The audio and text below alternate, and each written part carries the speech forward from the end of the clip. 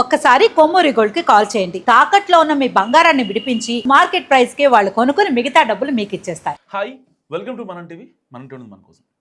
తెలంగాణ రాజకీయాలు ఆసక్తికరంగా మారాయి. దీనికి ప్రధాన కారణం ఏపీ మాజీ సీఎం వైసీపీ అధినేత జగన్మోహన్ రెడ్డి హైదరాబాద్ వచ్చిన సమయంలో జరిగిన హడావుడే.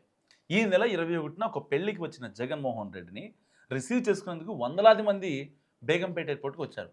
ఎయిర్పోర్ట్ నుంచి నెక్లెస్ రోడ్ వరకు జగన్కు స్వాగతం పలుకుతూ స్వాగత తోరణాలు, కటౌట్లు ఏర్పాటు చేశారు.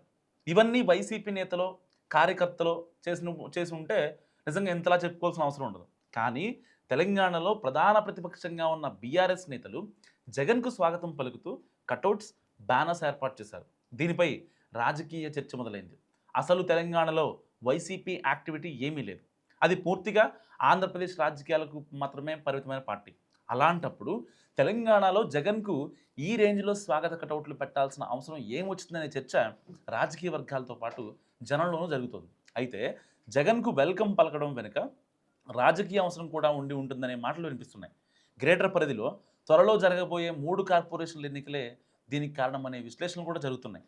జగన్మోహన్ రెడ్డి ఏపీ రాజకీయాలకే పరిమితమైనప్పటికీ ఆయన అభిమానులు, వైసీపీ కార్యకర్తలు గ్రేటర్ పరిధిలో చాలామందే ఉంటారు.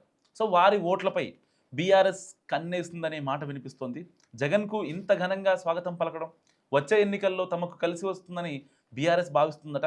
మరి 3 కార్పొరేషన్ల పరిధిలో ఉన్న జగన్ అభిమానుల ఓటు బ్యాంకు బీఆర్ఎస్ వైపు మళ్లించడం కోసమే ఇలాంటి ఏర్పాట్లు చేశారట గులాబీ నాయకులు.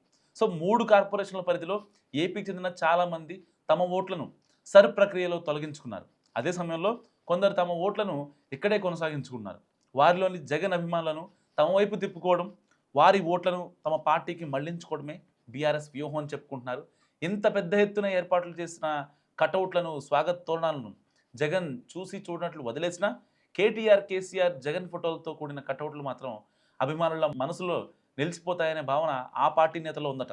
జగన్మోహన్ రెడ్డిని చూసేందుకు, ఆయనకు స్వాగతం పలికేందుకు, వీడ్కోలు చెప్పేందుకు బేగంపేట ఎయిర్పోర్టుకు వచ్చే ప్రతి అభిమాని చూసే విధంగా కటౌట్లు ఏర్పాటు చేస్తారు.